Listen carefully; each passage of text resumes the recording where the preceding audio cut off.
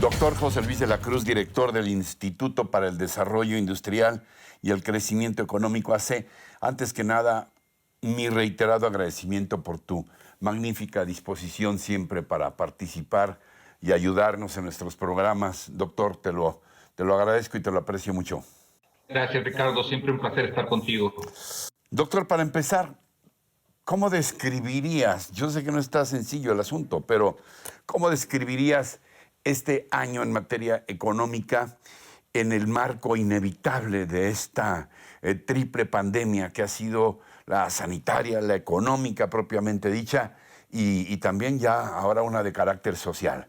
Bueno, sin lugar a dudas, el año más complejo que la mayor parte de los mexicanos hemos vivido, es decir, una recesión que al cierre del 2020 ubicará al Producto Interno Bruto de México alrededor de 8.5% abajo de lo que teníamos en 2019, con una parte industrial que ha caído en 24 de los últimos 25 meses y que eso se tradujo en una pérdida de empleo.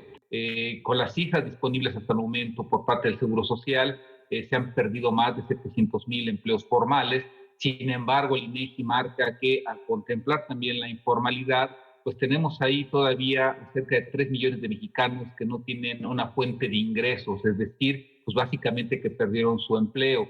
Y esto ya se tradujo, como bien señala, en un costo social elevado. Por lo tanto, me parece que este 2020, un año que nos puso a prueba, que puso a prueba las estrategias del gobierno mexicano, pues lo que está dejando es un elevado saldo en términos económicos y sociales. A propósito de lo que acabas de mencionar, ¿cuál es tu opinión sobre la forma en que el gobierno ha encarado estos desafíos económicos en el marco de la pandemia? ¿Crees que ha sido una estrategia adecuada o no tuvimos estrategia siquiera? Mira, a mí me parece que hubo estrategia, hubo una toma de decisión y en donde el gobierno mexicano optó por ir hacia el gasto social asistencial, es decir, dar dinero de forma directa a los segmentos de la población que considera estaban más expuestos a sufrir los efectos negativos de la crisis. El problema fue la magnitud de esta recesión que me parece no se dimensionó en su tamaño y en su profundidad. A pesar de tener estos programas asistenciales, el hecho de que se haya precarizado el mercado laboral, pues desbordó las cifras de pobreza laboral. Y esto fue el reflejo de ese millón de empresas que el INEGI reportó tuvieron que cerrar durante la pandemia, la parte más fuerte de la pandemia, y en donde lo que se repuso que fueron creaciones de micronegocios, casi 600,000, pues evidentemente no fue suficiente para compensar las pérdidas laborales. El INEGI habla de 1 millón de empresas, de pequeñas y medianas empresas, que además son las que generan empleos en su mayoría. Entiendo que 7 de cada 10 empleos las generan pequeñas y medianas empresas, pero dice que hay más de 1 millón que han tenido que cerrar sus puertas debido a la pandemia y a la falta de apoyos económicos. ¿Hubiera valido la pena destinar más recursos a estas empresas o incluso recurrir a un préstamo externo como han hecho otros países?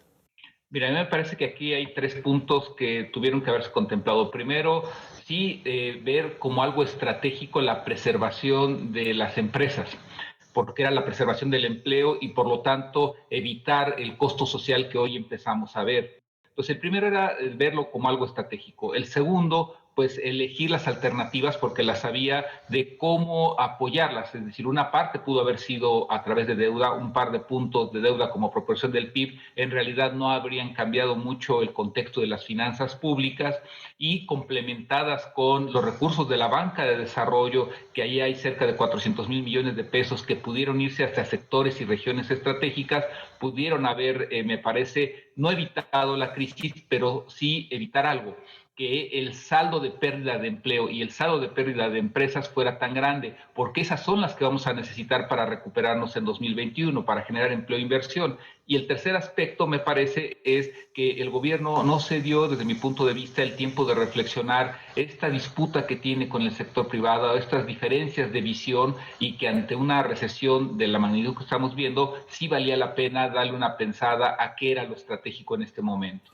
A propósito de las confrontaciones con el sector privado, ¿crees que es inevitable el que tarde o temprano, se pospuso la discusión un par de meses, pero que es inevitable que se elimine la práctica del outsourcing o de la subcontratación y con lo que ello puede implicar precisamente en materia de empleo? O que haya una sobreregulación tan estricta y abundante que haga inviable esta práctica? Mira, a mí me parece que sí hay un elemento a considerar aquí en el sentido de que se requiere preservar los derechos laborales de la mayor parte de los mexicanos. Hoy cerca del 56% de los trabajadores está en el sector informal. ¿Esto qué implica? Sí es fundamental garantizar que se cubran todas las prestaciones, los derechos de los trabajadores. Sin embargo, me parece que ir o pensar que el outsourcing es la madre de todos los daños, me parece que no es del todo adecuado. En realidad la mayor parte está en la informalidad y sobre eso no se está diciendo nada. Entonces creo que se debería de preservar el outsourcing en las figuras que garanticen el cumplimiento de los derechos laborales, que garanticen al mismo tiempo que las empresas mexicanas puedan tener los niveles de productividad y competitividad adecuados, y sobre eso pues, buscar impulsar la formalización del empleo, que es ahí en donde se pierde la mayor parte de estos derechos de los trabajadores. Ahora hablabas hace dos respuestas del decaimiento del Producto Interno Bruto, de menos 8 o hasta un poco más. ¿Cómo se explica entonces el fortalecimiento del peso, sobre todo en los meses y semanas recientes? Hemos tenido un peso que se ha recuperado frente al dólar. Aparentemente ahí hay una contradicción, pero dinos. Mira, yo creo que el fenómeno del dólar lo tenemos que ver en dos contextos. En la parte global, en donde el hecho de que la Reserva Federal de Estados Unidos haya bajado sus tasas de interés a 0% prácticamente, generó pocos incentivos para invertir en aquel país. Y en ese sentido sí hay una especulación muy fuerte en otro tipo de instrumentos y en otro tipo de inversiones. Entonces, lo que estamos viendo es un crecimiento del precio de materias primas, del oro, por ejemplo, e inversiones que buscan ir hacia donde se dan mayores rendimientos, en este caso, por ejemplo, los bonos del gobierno mexicano, que siguen estando por arriba de lo que da la Reserva Federal. Entonces, yo creo que en ese aspecto el fortalecimiento del peso en realidad tiene que verse como un debilitamiento intencional del dólar por parte de sus autoridades económicas. Y más que estar reflejando lo atractivo de la economía mexicana, refleja lo atractivo de ganar intereses que en otros lugares del mundo no van a obtener. Sabemos que no tienes una bola de cristal, pero ¿cómo ves la perspectiva de la economía mexicana para el 2021, sobre todo en función de cómo está planteado el presupuesto, que para estos casos pues sería como la ruta crítica, ¿no? La carta de navegación? Mira, lo que ya conocemos en la parte de presupuesto público yo creo que da un piso, pero no da el factor de crecimiento que México va a requerir. Me explico. En estricto sentido, el gasto de gobierno no va a crecer en términos reales para el año que entra. Básicamente, el Estado mexicano decidió ir con un presupuesto similar al que está ejecutando en este año. Segundo, en la parte de inversión, que sería la que generaría mayor crecimiento, pues está muy focalizado a los grandes proyectos que todos conocemos. Es decir, hay lugares, regiones del país que no se van a beneficiar de esa inversión. Entonces, en ese aspecto, a mí me parece que el 2021 sí va a generar crecimiento para México, sobre todo por la muy baja base de comparación que tenemos de este año. El cierre de la economía en el segundo trimestre pues implicó que actividades como el sector automotriz, el turismo y otros pues no operaran durante varias semanas, y si eso no ocurre el año que entra, pues ya ese simple hecho va a ayudar a tener crecimiento. En realidad el desafío va a ser crecer por arriba de un 4% y que a partir del 2022 existan las bases para crecer por lo menos otro 4% durante 4 o 5 años más. ¿Algo más que quieras comentarnos sobre el actual momento, la perspectiva, lo que tú quieras, algún otro aspecto que te llame la atención de lo que hemos vivido y de lo que estamos ya también por vivir?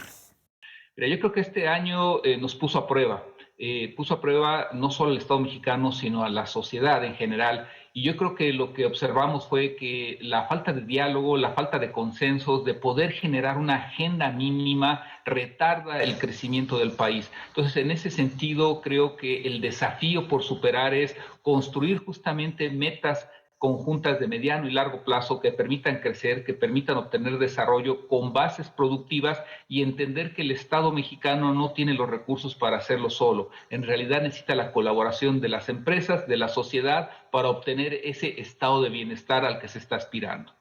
Doctor José Luis de la Cruz, director del Instituto para el Desarrollo Industrial y el Crecimiento Económico, como siempre, gracias de verdad. Es muy aleccionador escucharte. Maestro. Gracias por la invitación, Ricardo, un gusto. Gracias. Y gracias también a ustedes por su atención, por su compañía y lo que más aprecio, su confianza en este espacio. Hasta la próxima semana. Hasta entonces. Hasta siempre.